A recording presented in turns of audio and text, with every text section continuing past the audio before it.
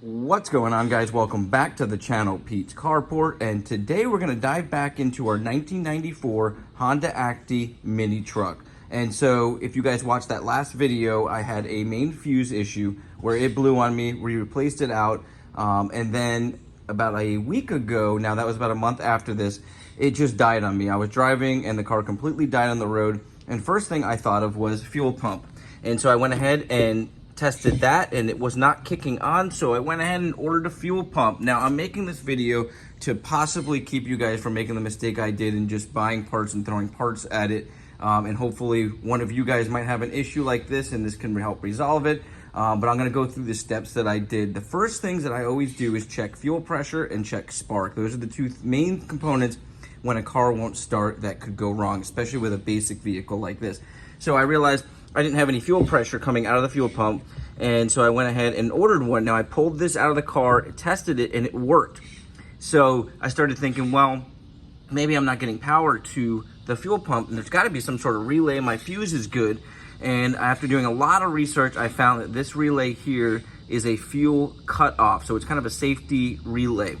And I tested it and I wasn't getting any power. Now I had not tested for spark yet, keep in mind. So went ahead and ordered one of these, which was 80 bucks and took a while to get. It took me forever to figure out the part number. I'll put the part number on now. I'm gonna walk you through where all these things are in case you guys have an issue where you're not getting fuel or spark. You can kind of test these things. And that did not fix the problem. The part came in, changed it out. I still wasn't getting any power to the fuel pump. I was able to jump this relay and get power to the fuel pump. So I was very confused. I started thinking maybe I got a wrong part in. And then I went over and started testing the spark. And then guess what? Had no spark. So jumped online, did some research, and thought, okay, probably is the igniter on the side here. So this is sometimes called an ignition module or igniter. And you can see there's a wire coming through here. And when I started doing, when I did the research, I found out that that actually gives the power to this. So if there's no spark, it will not allow this to come on. I was like, yes, finally figured it out. Went ahead and ordered this. Now, I ordered this locally at AutoZone, and I ordered the igniter off an 82 Honda Prelude. And so I'm gonna show you guys the part number here in case this is your issue, because it is a very common thing that goes. And this one comes with a lifetime warranty. So I was very excited about buying it. It was like 60 bucks, and they had it next day for me at the store. So that was kind of good. Changed it out and no go. So then I decided I was going to pull the entire distributor out and take a look at it. And you can see here it was replaced. I think that's a date on there, but it says 1929-66. Flip it around that way. Not sure exactly what that means, but it looked fairly new. So I said, you know what, I'm going to pull the cap and rotor off. We'll go ahead and look at that. And they looked good.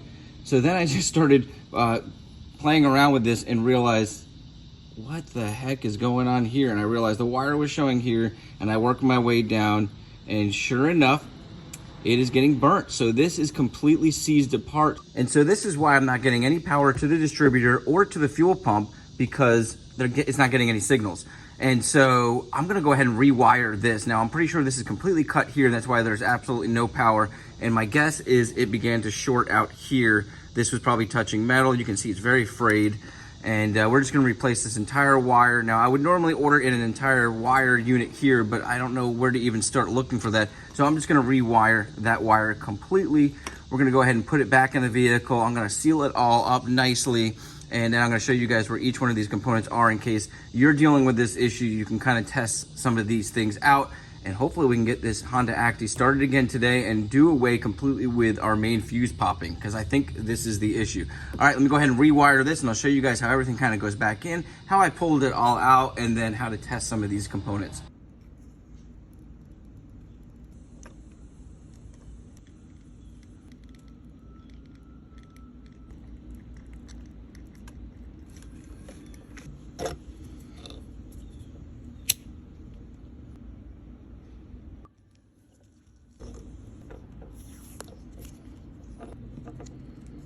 All right, guys, we got the wire all sealed back up. As you saw, I heat shrinked where I did the solders, and it was completely separated here. So I pulled the sheathing back up just to make sure we didn't have any more issues, and the wire was completely fine up in here. So that was definitely shorting out and burned the wire up through here. So I went ahead and repaired that, replaced the part that was bad. So that should fix our problem completely. I'm excited about that. All right, so get this thing back in. It is sitting the way it would go in. You take your engine bay cover off, and your distributor is going to be located just down in here. There's two main bolts. One you can access from the top. You can actually access both of them from underneath. That's what I did. They are 12 millimeters, and they do affect your timing. You can see there, we can twist this. So you want to make sure you mark it. I did mark mine. Unfortunately, the marker I used came off. Good news is I went ahead and recorded it and also took some photos, so I'll be able to match up where my timing was, and hopefully it's going to run real good. If not, I might need to make some slight adjustments. I kept my spark plug wires on here. You can mark them just so you know where they go. And all I took off were 3 vacuum lines. And I just realized that these are numbered. So if you see here, this one says 2. Hopefully you can see that. And the wire that goes to, the hose that goes to there says number 2 on it too. So they actually labeled all the vacuum lines with numbers, which is kind of neat. So you've got a thicker one that goes down here. You got that small one I just showed you, number 2, that goes here, and another thicker one. So that top one is this. Let's see down in here, it's hiding. You got the other one, it's hiding down in here, but oh, there it is right there. And then this one here. And then our wire plugs up underneath there. I don't know if I can get it, but you'll be able to see it nice and easy when taking this out. I can see the other part dangling down here. So on the end here, you've got this little prong one. You'll see that right next to this part that plugs in. Real easy to access, so no big deal on that. And then we just put this in and we tighten up our bolts, make sure the timing's good, and plug our spark plug wires back in. If you took your spark plugs out, make sure you put them back in. Now, if you wanted to test to make sure you were getting spark, there's a couple different ways you can do it. The easiest way is to get a spark plug tester. So you just pull one of your wires out, you plug it in, it looks like a spark plug, and it will glow like a blue, I believe is the color. I want to get one of those. I just couldn't find one at the store I went up to, and I'm going to go down to another auto parts store to get one because they work out really well. But what I did was I just pulled one of the spark plugs out, attached it to the wire, cranked the car, and I had no spark, so I knew I had an issue right then. And then you can try replacing this out like I did, but first the best thing to do is take your distributor completely out, check your cap in order, or just replace them because they are wear items that need to be replaced. You may need to replace your spark plug wires. These ones are pretty new. These are NGK, so I knew that wasn't my issue unless there was some kind of failure, like a burn on one of those. And I found out my issue was the burnt wire. So we're gonna get this all back in there, and then I'm gonna show you guys where that fuel pump relay is. It's kind of a shut-off relay, and how to access the fuel pump as well, because I've already done those, and I figured that could be your issue as well. So you gotta kind of narrow it down. I believe I've fixed mine. So let me get this back in, and then I'll show you guys that. All right, guys, so let's say you've already tested the spark, you have spark, so you know your distributor is getting a signal and it's putting off spark. And let's say you're getting no fuel pressure, you tested your fuel pump and your fuel pump does work, but there is no power getting to your fuel pump. Now there is a fuel cut-off relay which could go bad. In my case, mine didn't go bad, but I ended up changing it out anyways. This is what it looks like. And on this specific vehicle, now this is a 1994 Honda Acty, it is located right on this side. Some of the other vehicles that I know, from what I've heard, are located on the driver's side. So this is the passenger side. Now you want to take this part off here. You can see my screws in there. There's a few screws up in there, very easy to take off. This just pops out. And then located up in here, I was just about to put mine back in, is this relay. It's snapped up into there.